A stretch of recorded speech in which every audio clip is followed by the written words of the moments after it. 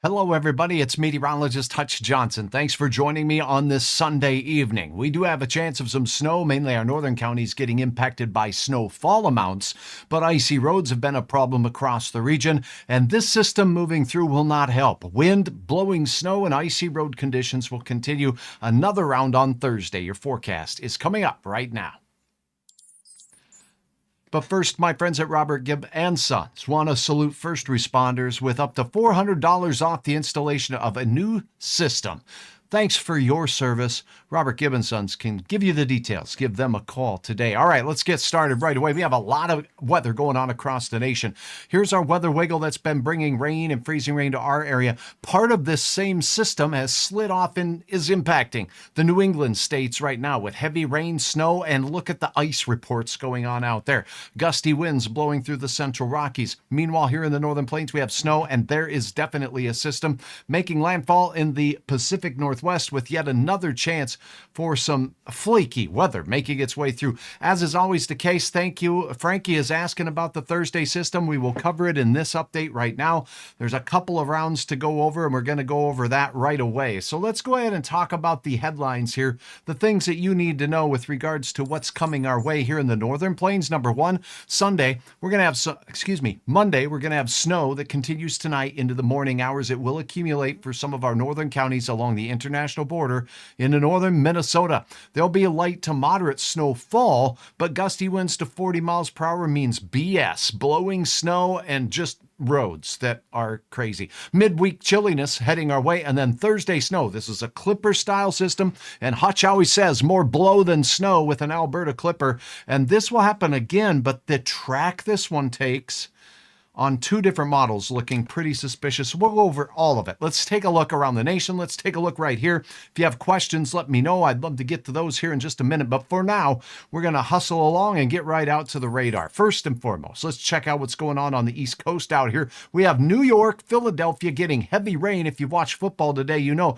Look what's going on out to the west out here. So we get up towards Elmira, we get towards Binghamton, we get out to the shores, and we're seeing some significant snowfall potential out there where we see the darker blue bands near Binghamton and near Elmira, that heavy band of snow. But look at Syracuse, some public reporting freezing rain on cars out there in Syracuse. And Rochester, Buffalo, that area not getting much right now. The lake effect snow of the past week and a half, though, a much-deserved break for those folks. So very wet weather working its way back through Roanoke, Virginia, and that's a look at the Northeast. As this system is exiting, it will continue to impact the New England states as we go through the night tonight. Now, shifting into the northern plains, check this out. We still have rain in December near Duluth, and this has caused icy roads across the entire state of Minnesota. Numerous crashes this weekend from Minneapolis through northern Minnesota and out into North Dakota.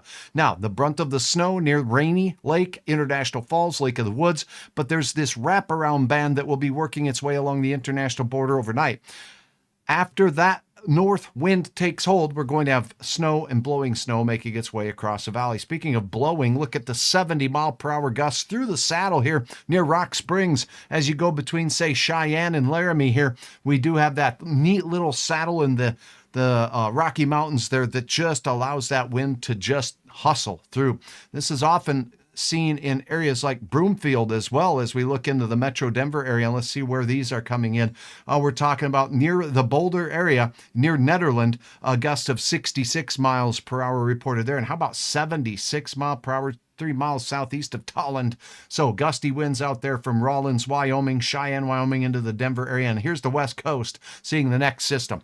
This one's rainy right now for Portland, but we do have a mixed bag of tricks in Northern California, Redding to Medford and on towards Altamont there, seeing some heavy snow showers.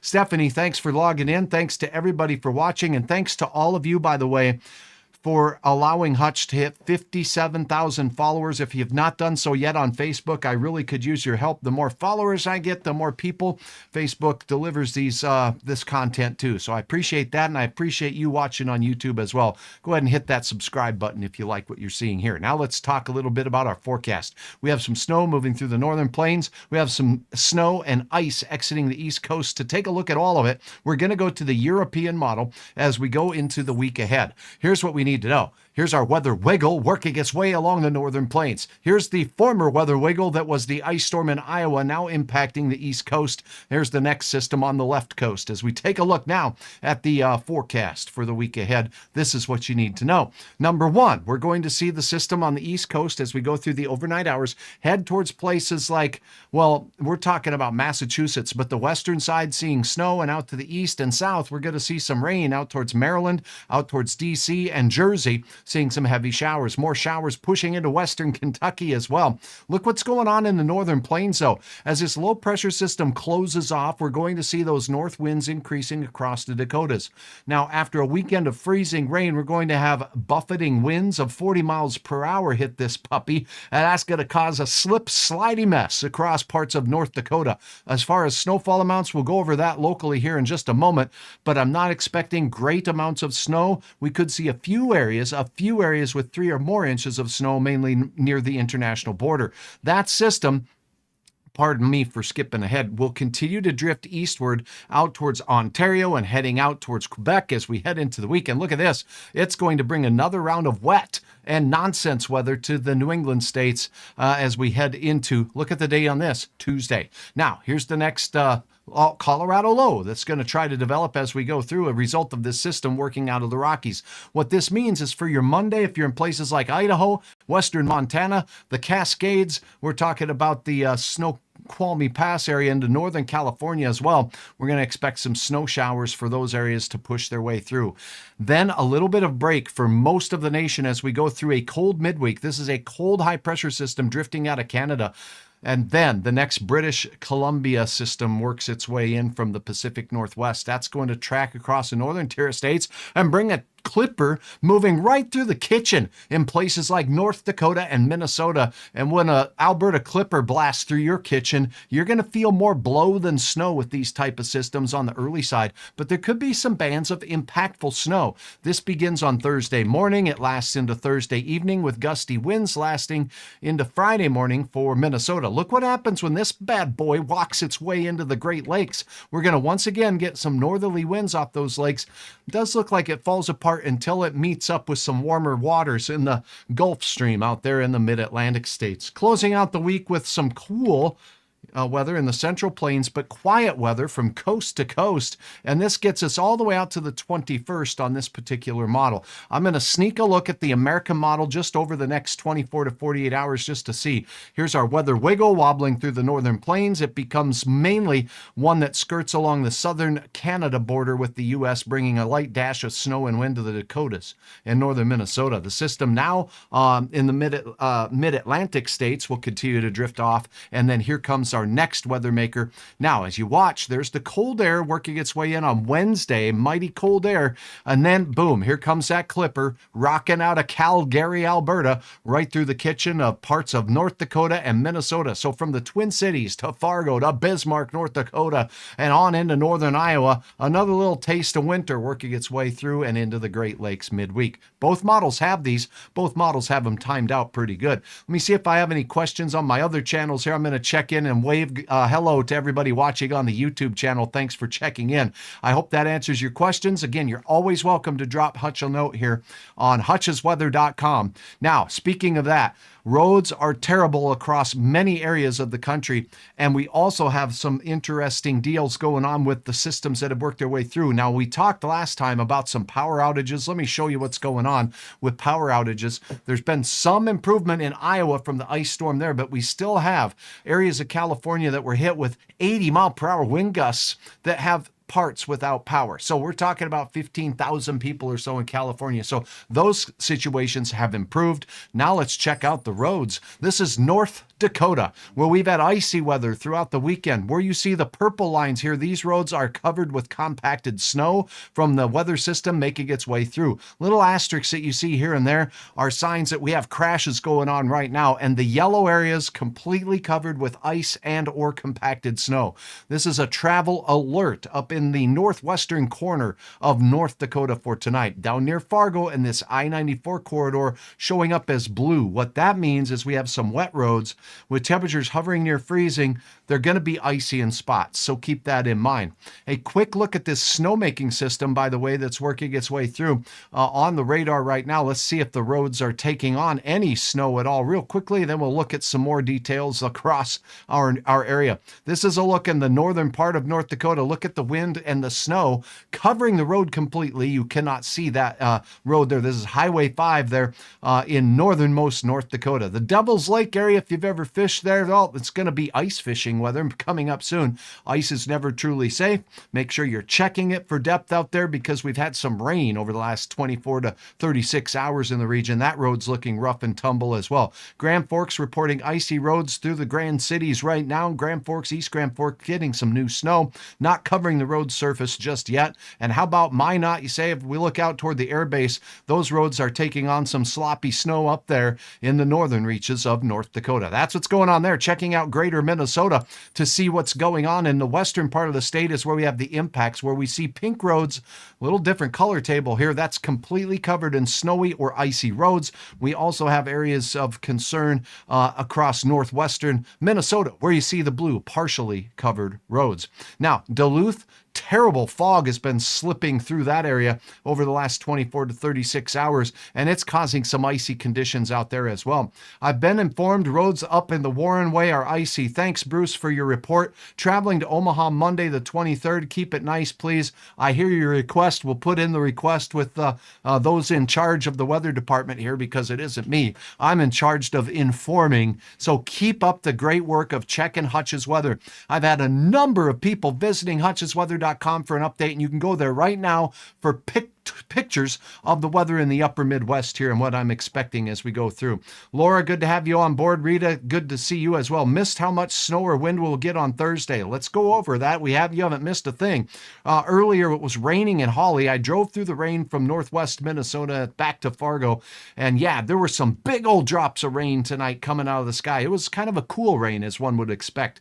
Okay, you bet. It looks like I'm getting a lot of questions about what we can expect. Let's talk about this system on Monday. But first, a quick look at these roads in Minnesota so that if you're traveling tonight, I want you to slow way down. Do not drive too close to the car in front of you. Give yourself plenty of room to stop out there. And this is a look at Thief River Falls taking on some icy conditions there. The Red Lakes area showing a lot of pink roads completely covered. The asterisk showing a crash near Black Duck. So this area in Beltrami County is getting snow that's not showing up greatly on the radar here, but there is some activity there coming down, reducing visibility and causing icy roads and even some crashes. Look at the Highway 10 corridor. 34 out towards Park Rapids taking on some icy conditions. A couple of crashes showing up in that area. This is wet on the camera here, which means in spots, those roads where the surface is cold enough, solid ice out there in places, folks. So keep that in mind. I-94, let's look in Fargo. Here's a look at the Fargo area.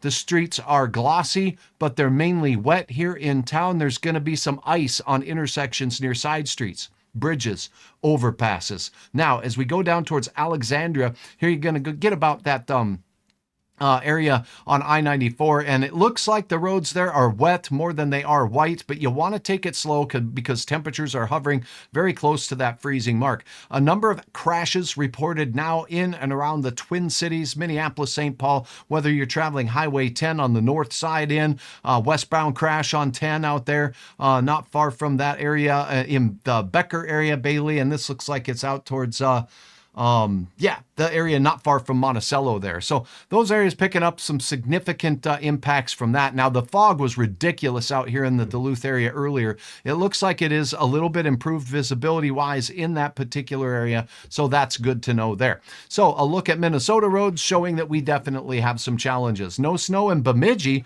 It's drizzling, though. Buck, thank you for your report as well.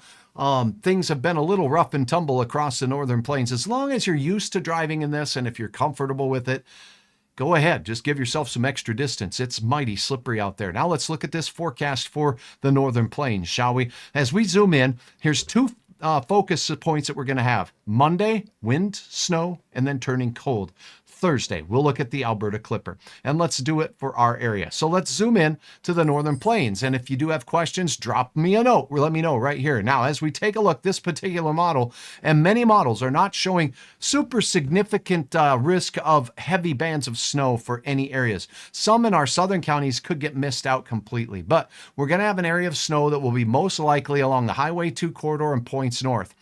We will see light winds now increasing. So as you look out here into central North Dakota, the isobars are getting mighty friendly. And when that happens, that's a change in pressure. And pressure pushes the air. And that air that's in a hurry is what Hutch calls wind. And it'll be windy out of the north. So here goes this little bugger working its way across the international border, spinning with the south winds on the east side. Here come the north winds light as we go into your Monday morning. Here's 6 a.m. Snow along Highway 2. So Minot could pick up more snow. Grand Forks and points north could pick up more snow. What about up in the Detroit Lakes area and 34? There are icy roads in that area, Desiree. Thank you for your question. I just showed that. There are some slippery roads and there are some crashes in that area near 34 out towards Park Rapids. Some areas are reported icy. Most of the snowfall that's coming our way is not going to pile up in places like Park Rapids, Detroit Lakes, Fargo, Jamestown, Valley City, or Point South. But what we will get is this continued murky air that's going to bring out some more of this freezing drizzle and mist and mizzle all night long that will become colder as the north winds pull in tomorrow morning. So tomorrow morning will be the warmest part of the day into about noon. By that time, the cold air on these northwest winds reach Fargo. That'll be our best chance of some snow. Early morning to mid-morning periods of light snow in Fargo. It will not be the snowfall that will be too impactful here. Heading into Minnesota as we go into the midday hours, this is noon, that's where the system will park and continue to exit. So by the end of the day, the snow will be gone, but the blowing snow, that BS, that'll be out there, and falling temperatures for the drive home will change things up. That is a look at that particular system. Now I'm going to go out just a little bit further and we'll sneak out. Oh, here we go. So this is a look at the Thursday system beginning on Thursday morning right here. We've got this little clipper coming in. It looks like it's going to impact more of our central and southern counties on this particular model. There is some disagreement on the exact track, but most models do have a snow shot coming with wind, and it's coming on Thursday as we go through the main part of the day. So those that get lucky enough to get this slap in the face from our good friends in Calgary, I got to tell you, it's coming with a chance for some snow. How much, you say? Well, let's talk shop.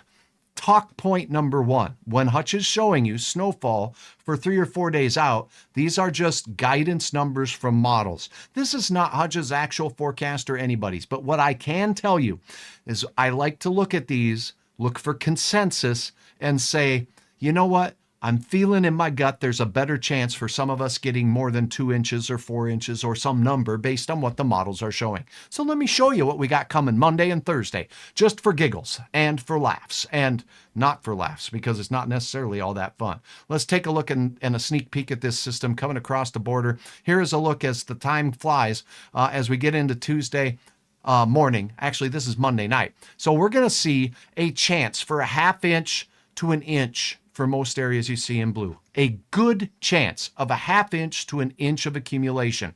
There'll be a few spots near the international border where we get more. Hutch was saying 3 to 3 plus through the weekend, and it does look like Lake of the Woods County could see that, Roseau County could see that, possibly portions of Marshall County, Minnesota to Kitson and Roseau County. So those northern border counties will have the greatest chance at seeing some snow that will impact roads.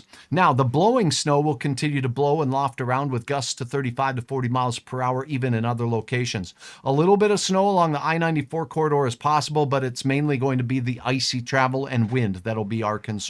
Anywhere, though, in the northern half of Minnesota, say north of Highway 10, will have a reasonable chance at some accumulating snowfall. What's that? Huh? Oh, you want to know about the Thursday system? What's that puppy look like? For that, we're going to look at 2 models because I'm not putting all my eggs in basket number A. Sometimes I like to put my eggs in basket letter 2. So let's take a look at that. Here we go. This is a look at some, now these are 24-hour snow totals, so we'll go ahead and look out towards, well, this is only going out towards, I got to go out a little farther. So I'm going to get this other model here that does go out a little farther. My apologies. Got to make sure we can take a look at Okay, so this model has the accumulating snow in South Dakota as we go through Wednesday and into Thursday. Okay, here comes the Thursday system. Now let's take a look at the European model. I do use a little bit more weight on this European model than I do on the American model. However, the American model has shown some promise and some improvements with this last system. For instance, it's one that showed that it was going to be more of a northerly impact than this weekend, and that's what we've seen. Now, as you do take a look at Thursday, ending on Thursday night, the snowfall amounts with this are nothing to sneeze at. We are popping some 8-inch bands of snow here through parts of the Dakotas on the European model, parts of central Minnesota. I wouldn't get this. It's very rare we see this huge of an area hit with this much snow. Normally we see a more narrow band of this. So let's get that out right away. But what it does say is there is a reasonable chance that many areas will see a couple inches of snow. Many areas have a great chance at a couple of inches of snow Thursday. Some areas could see a band of heavier accumulation, and that's what I'd like to leave it at. But we will look at that American model and take a look at its track for the Thursday system, looking at 24-hour snowfall totals. This is by the same time. Look at that. Does that look similar to you? Show me an answer. South Dakota, Brenda says. If this system on Thursday impacts South Dakota, it's mainly going to be in northeast South Dakota. You see here, there. There you go, Joni. Thank you very much. You're welcome for the updates. So this is Thursday. This is showing very similar amounts. Huge areas of impact are shown on these global models because they use a bigger scale when they're taking their input data, and they're just not run on a fine scale like we see on some of the 24 to 48 hour models. So essentially, we'll be able to fine tune where is this heavy band going to be. It will be a narrow band, but some in the narrow band do have a chance at, let's just say, over 4 inches of accumulating snow at this point. So is that something that we can digest? Yep. Now let's take a look at what we're looking at for with regards to our, well, let's see, we've covered roads. Let's talk about our forecast digits, and then we'll wrap this puppy up unless you have any further questions. So get your questions out. Bring those to the table now if you have some. Thank you. Will it be windy with the snow on Thursday? That's a very good question. And my answer is this Alberta Clipper will bring wind and gusty winds, particularly just after the snow is making its way through. These things tend to bring quite a bit of wind. It's looking like there's a chance for some 30-mile-per-hour winds concurrent with the snow or at the same time. So yeah, we will have to be worried about that just a little bit.